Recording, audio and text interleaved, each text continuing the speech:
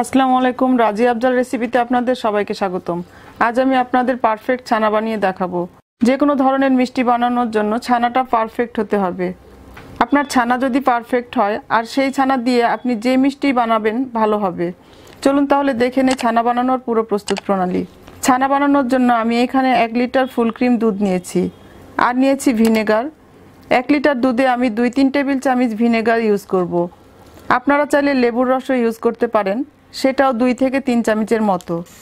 প্রথমে ছানা বানানোর জন্য চুলায় মিডিয়াম হাই হিটে একটা প্যান বসালাম। এখন দিয়ে দিচ্ছি 1 লিটার দুধ। দুধটা ফুটে ওঠা পর্যন্ত অপেক্ষা করব। দুধটা অনবরত নাড়তে থাকতে হবে, খেয়াল রাখবেন দুধটা যেন নিচে পোড়া লেগে না যায়। দুধটা প্রায় ফুটে উঠেছে।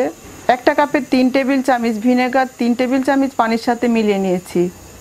আপনারা লেবুর রস নিলেও 3 টেবিল চামচ লেবুর রসের সাথে 3 টেবিল চামচ পানি মিলিয়ে নেবেন। এবার এক হাত দিয়ে অল্প অল্প করে ভিনেগার দিব আর আরেক হাত দিয়ে নাড়তে থাকবো।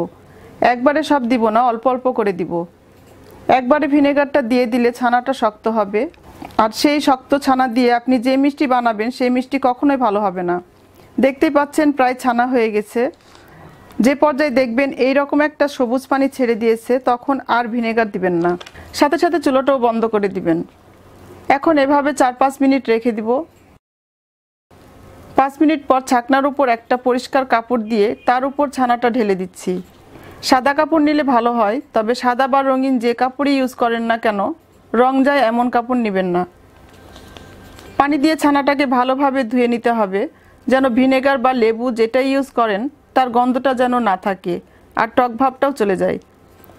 এবার এইভাবে 4-5 থেকে কাপড় উঠিয়ে এইভাবে ধরে আবার একটু ধুয়ে নিব, যেন ভিনেগারের গন্ধটা পুরোপুরি চলে যায়। এবার এইভাবে হাত দিয়ে চেপে চেপে যতটুকু সম্ভব এক্সট্রা পানি বের করে ফেলতে হবে। তবে খেয়াল রাখতে হবে বেশি জোরে চাপ দেওয়াই যেন ছানা কাপড়ের বাইরে বের হয়ে না আসে। এবার ছানাটাকে বেঁধে 30 মিনিট ঝুলিয়ে রাখতে হবে, এতে ছানায় এক্সট্রা যে পানি আছে ঝরে যাবে। 30 মিনিট পর আমি ছানাটাকে একটা প্লেটে নিয়ে নিচ্ছি। এই যে দেখেন আমার ছানাটা কতটা সফট হয়েছে, একদম পারফেক্ট ছানা হয়েছে।